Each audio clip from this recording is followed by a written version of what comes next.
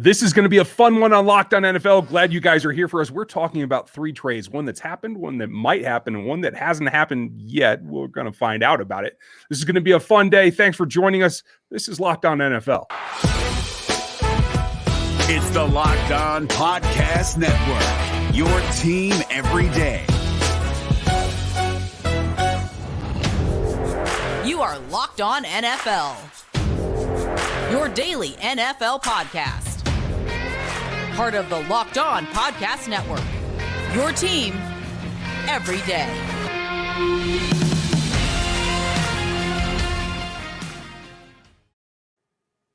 Wow, that intro.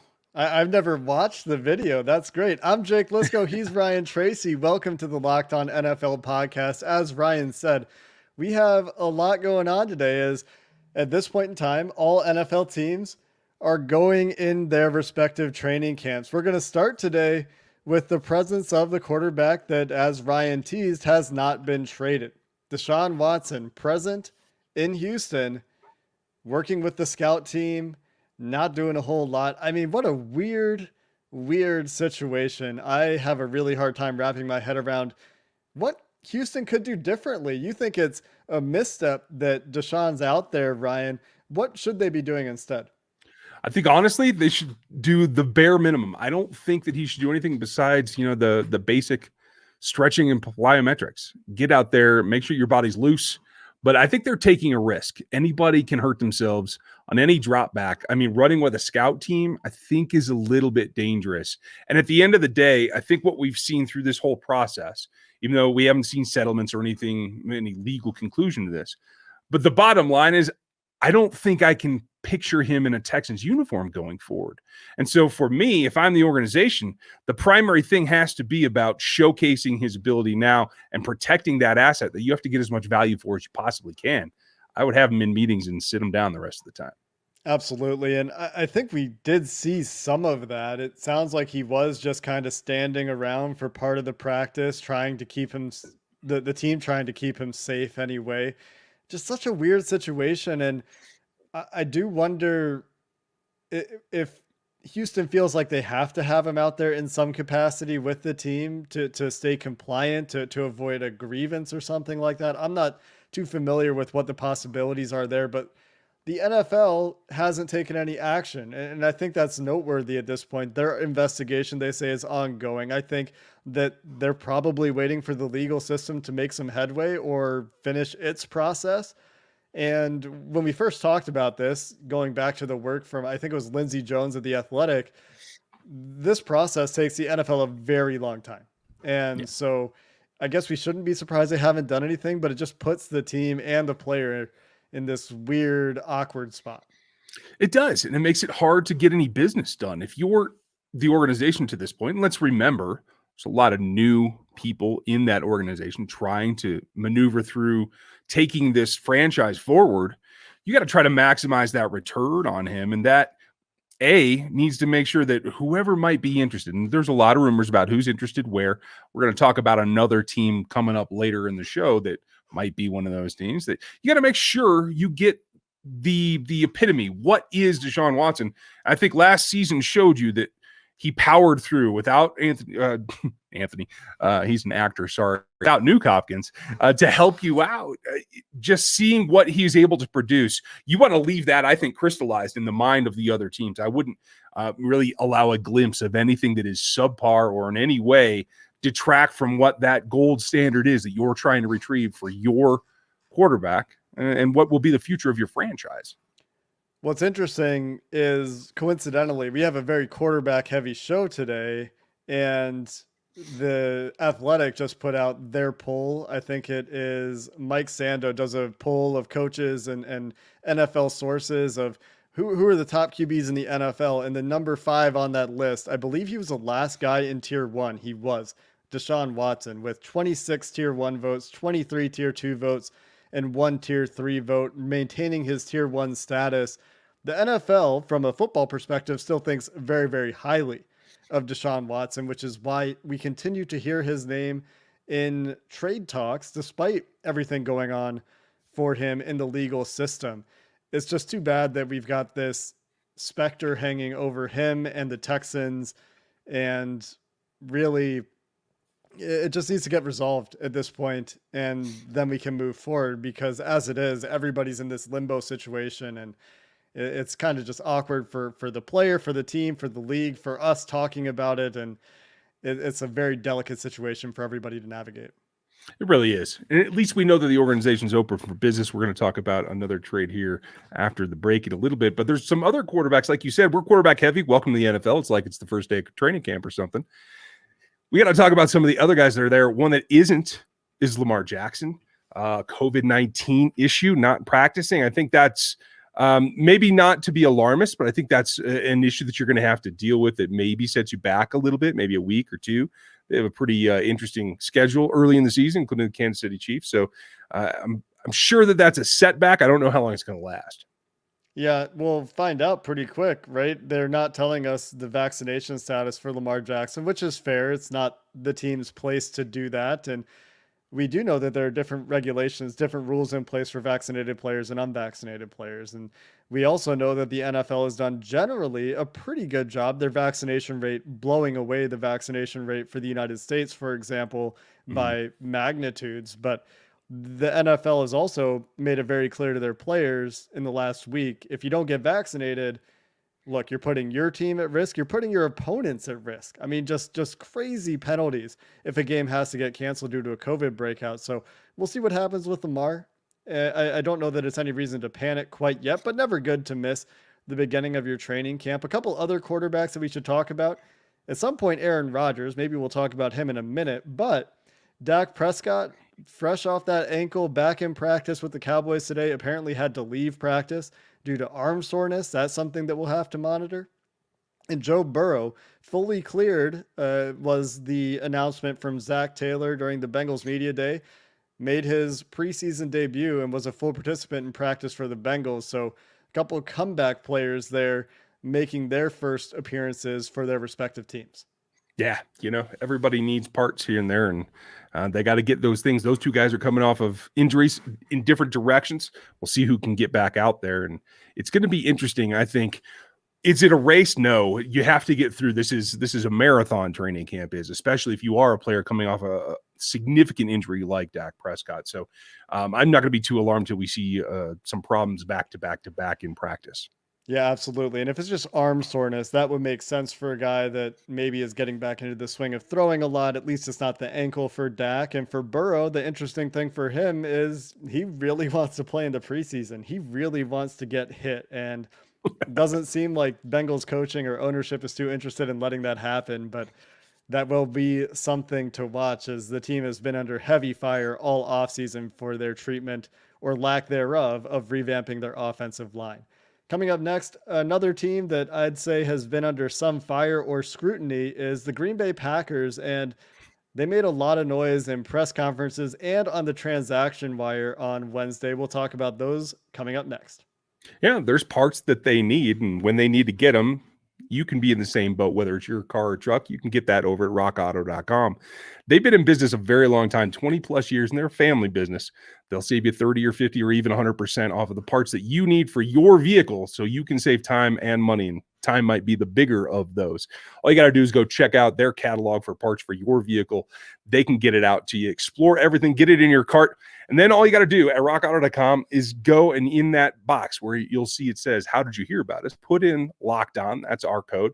And then as you select everything for your car or vehicle, they'll know that we sent you over there. We would appreciate that very much. Amazing selection, reliably low prices, all the parts your car or truck, in my case, will ever need. Check out rockauto.com. Now, the interesting thing for me, and I use that word interesting way too much, and I know that. I know there are producers out there that are yelling at me right this minute. The back and the forth and the stuff, we know the Houston Texans are open for business because they did make a trade. It's just not the one that we're talking about for their quarterback, but it does have to do with another quarterback up in Green Bay. Did you know Randall Cobb is still in the NFL, Ryan? I do now. I'm going to take some, I guess we'll both take some heat for this, because he is going back to Green Bay in exchange for a 6th-round pick that the Packers will send the Houston Texans. I imagine Aaron Rodgers, who feels like he is on the outside of the Packers inner circle. If you listen to his press conference on Wednesday, is pretty pleased to see the return of his former teammate and now new teammate or reunited teammate. Interesting bit of this deal, and I guess I'm also using the word interesting here, Ryan, is Houston is going to pay $3 million of Randall Cobb's salary to help facilitate the deal. So they're paying the money, they get a 6th-round pick, and Randall Cobb won't be there this year. You know what? Good for the Texans for just adding an asset in a year where nobody expects them to do anything. Mm-hmm. And is this an appeasement move by the Packers, or is this an actual, we need a complimentary player and we think Randall Cobb still has something left in the tank? Yes and yes. I can't think of a better place for Randall Cobb to be, to tell you the truth, than with Aaron Rodgers in that offense. That I think that the two of them have been and seen enough looks together to maybe help Randall become relevant again for a short time. I don't know how much time he's got left in his career, but I think if there's going to be a better place for it, I can't think of one. But it is also, I think, after all of this drama, a bit of an appeasement to your quarterback that you've managed to get back in the fold, at least temporarily. We'll see what happens in 2022. But for right now, it is Aaron Rodgers in Green Bay. And I think that this helps them. Like you said, it helps the Texans that are going to need all the draft capital they can get in coming years. I'm only surprised because it makes me think back to Moneyball about how they're paying you to play for us. I think that's an interesting twist in this particular deal. Yeah, I think that is a little quirk that I didn't expect. I hadn't seen that until very recently, that there was money involved in the deal, but it'll be neat to see. I mean, it was only 2 years ago. Randall Cobb, just 31 years old this year. Just a couple of years ago, he had 828 receiving yards. That's a pretty good year. Had a good little bit of production. I was just trying to find his touchdown number, and my eyes are failing me here, so I can't find it. But 41 first downs and a solid amount of receiving production there. That's just a couple of years ago. Only played in 10 games for the Texans in 2020. If he can be healthy, if he's back with the quarterback that also in tier 1, by the way, actually number 1 on the Athletics QB list, Aaron Rodgers, maybe there's still something there. And when you've got Devante Adams on your team, that certainly tilts the coverage the other way. Yeah, as a number 2 or 3 receiver, it certainly makes your life easier when Devante happens to be there. Again, another guy who may not be there in 2022. We're going to have to see what that comes down to. I know there's a lot of Instagram hype going on around what those two guys think of their future, but right now, you're adding a piece you trust. You're adding a piece that's a compliment. Honestly, I think this, for all you fantasy guys out there, I think this is probably a plus for you all as well. In those real deep leagues, I think, I mean, I don't know if I'm going out and drafting Randall Cobb, but I guess I'm also not. This isn't the Locked On Fantasy Football podcast, right? I mean, I'm thinking more in terms of the actual football impact. But let's talk a little bit about Devante Adams, shall we? He's also in the news today, man. I mean, this is one of the best, if not the best receiver in the NFL, depending on who you ask. And I think that there's always a debate. And why is it that wide receiver tends to be this crazy debate? Who's the best wide receiver in the NFL seems to be one of the most frequently debated best at their positions, I would say. And Devante wants to be the highest paid highest paid wide receiver in the NFL, I guess, because he thinks he's the best.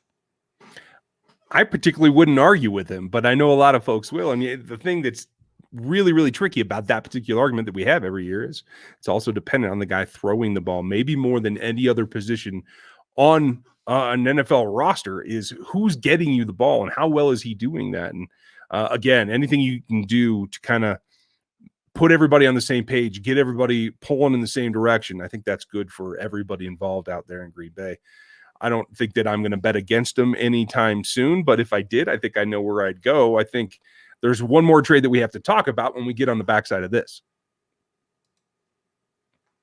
And that's Xavian Howard. That's where we're going next. Yeah.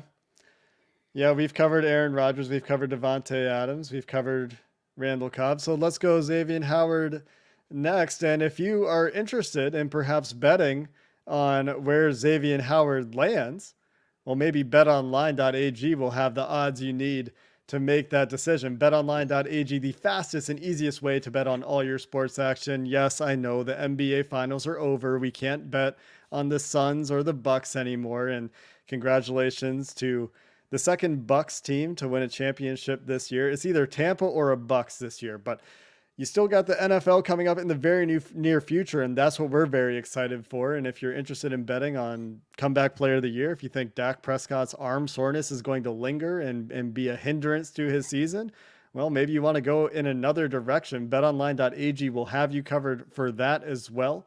So don't sit on the sidelines. This is your chance to get into the game. And we have a promo code for you right now to help you do that. That's Locked On for a 50% welcome bonus on your first deposit at BetOnline, your online sportsbook experts.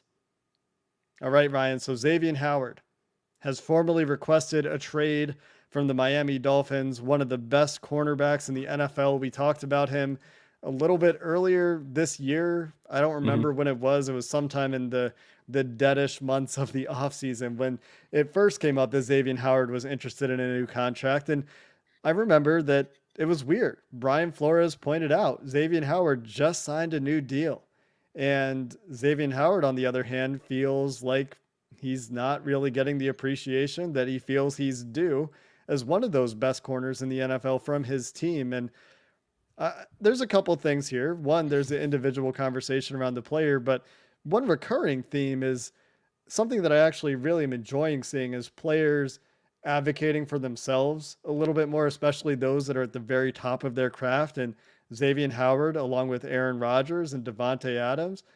And before everything happened legally with Deshaun Watson as well, just another player to add to that self-advocacy and knowing what he's worth. Yeah. The self-advocacy, I think, is not only important, but it has to be timed right. And I think that's what we're experiencing here. What is he, 28 years old at this point? So not quite as young as maybe the perception is. Maybe he can be concerned about where the future is. He's gotten that second contract out of the way, but he's coming off a year where he led the league in interceptions. Is he going to bank on trying to repeat that? Or can he stick his foot in the ground now and say, I'm the best that you can get. I deserve to be paid up there, even though this extension isn't old. I can understand where he's coming from, certainly for his representation as well.